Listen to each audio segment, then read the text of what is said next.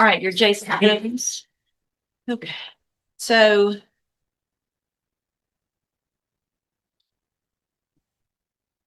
Mr. Jones has two cases. We've got cause number 26 DCR 0340, which is a new offense of possession of a controlled substance, a second degree felony. And then we've got a motion to revoke, which is in cause number 23 DCCR 0390. And the underlying offense in that case is unlawful possession of a firearm by a felon. Looks like we were here. Initially, there were pleas of not true, and then in May, we came back on the motion to revoke. He changed his pleas to true to counts 1 and 2. We set a hearing today. The agreement is for a cap of 8 years in each of these cases. Is that correct? Correct, Judge. Yes, Your Honor. Okay, and he already pled guilty on the other one as well. Yes, Correct. Got it. Okay, I have the original pre-sentence report from that unlawful possession of a firearm case, but I also have an updated report that was prepared. And have you all had an opportunity to review that update? We have, Your Honor. Yes, Your Honor. Any additions or corrections? None that I'm aware of, Judge. Not from sticker. I also have just looks like 3 pages of few incident reports. If you all had an opportunity to review those as well. Yes, Your Honor. I have. All right, Mr. Parker, you may proceed. Your Honor, we're asking that the court keep him on probation.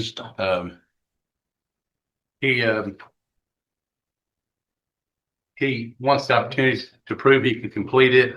We're asking that you let him serve the ISF track cognitive to make him help better decisions. And also putting in the HDI program where he's tested regularly. And I mean, then it's, we know whether he's using drugs, but drugs has apparently been the problem on his underlying case. I think he wants to address the court, Judge. Give me just a second, and then I'll let you do that.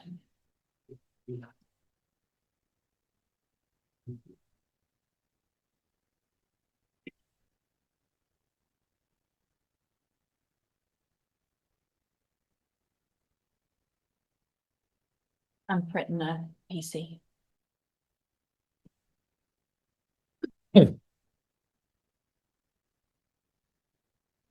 Go ahead, Mr. Jones. Yes, Your Honor.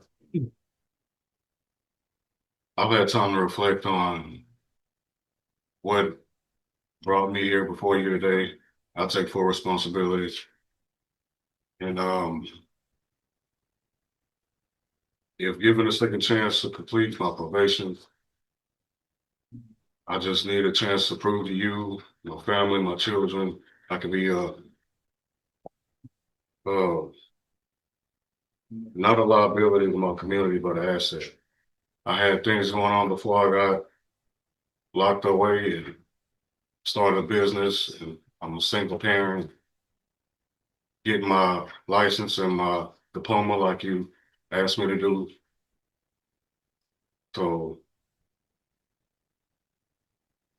Okay. just asking for another chance to get that done. In just a second to review this, and then I'll let you go, Mr. Nichols.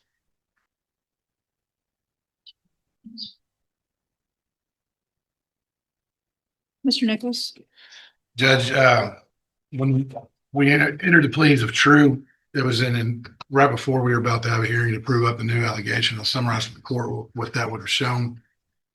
Back in June of last year, only about 3 weeks after he started probation, he was detained in an empty lot off of about a block off of Calder, downtown Beaumont. Not coincidentally, about a block also or 2 away from Henry's place. And what he had been doing was selling crack cocaine. He was one of several individuals in an empty lot that had an active trespass warning on it. And Beaumont police would have testified the reason they went to that lot and detained people that day was because they had received or been informed by several people that had been stopped that week with crack cocaine that they bought it from him.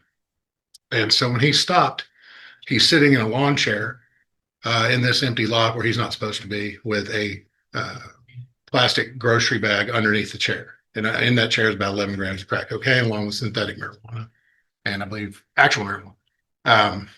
And so he had gotten probation for the charge of unlawful possession of a firearm by a felon. His original felony case was a state jail from Harris County. And then almost as soon as he's put on probation for that, he's in the street selling crack. I don't see how we would keep him on probation. I think 8 years is appropriate. On both these cases, Judge, it's a second degree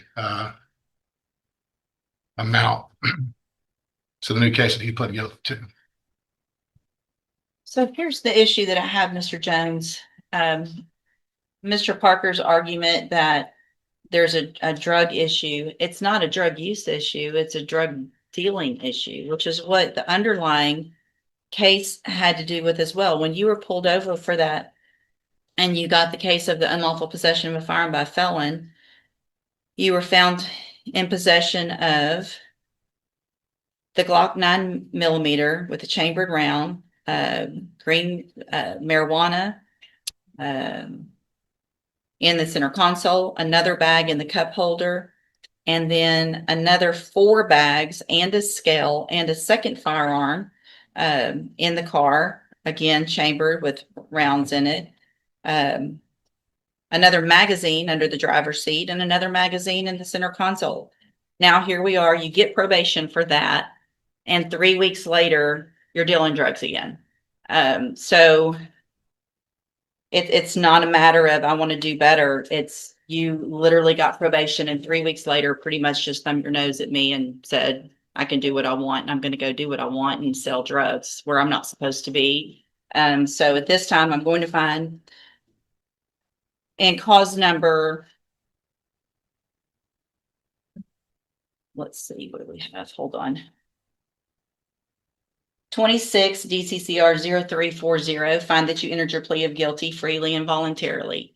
Find has sufficient evidence to find you guilty, and at this time find you guilty of the second-degree felony offense of possession of a controlled substance. Sentence you to a term of 8 years in the institutional division of the Texas Department of Corrections. You will receive credit on that sentence for any time that you've been in custody that the law gives you the right to receive. And cause number 23 DCCR 0390, going to find that you entered your pleas of true to count 1 and 2 freely and voluntarily. Find those counts true. At this time, find sufficient evidence to find you guilty of unlawful possession of a firearm by a felon. Find you guilty of that. Sentence you to a term of 8 years in the institutional division of the Texas Department of Corrections. You will also receive credit on that sentence for any time that you've been in custody that the law gives you the right to receive. These cases will run concurrently, which means together at the same time. I'm handing you the trial court certification in each of those cases that shows that these were agreements that I followed, and so you waived your right to appeal. I also handed you a written admonishment regarding your ineligibility to possess a firearm or ammunition. Obviously, you know this, but I'm required to read it. Because of the judgments entered against you, you're ineligible under Texas law to possess a firearm or ammunition. Possession of a firearm or ammunition could lead to charges against you. If you have any questions about the laws that make you ineligible to possess a firearm or ammunition or how long that lasts, you can talk with Mr. All right, you can go back with the bailiff. And just like that, the hearing comes to an end. 2 separate cases, 2 8-year sentences. But because they run concurrently, they'll be served at the same time, not back to back. The judge made one thing crystal clear. Second chances come with expectations. And when those expectations are broken almost immediately, the court's patience runs out. Do you think this sentence was fair? Or should probation have been given one more chance? Let me know your thoughts in the comments.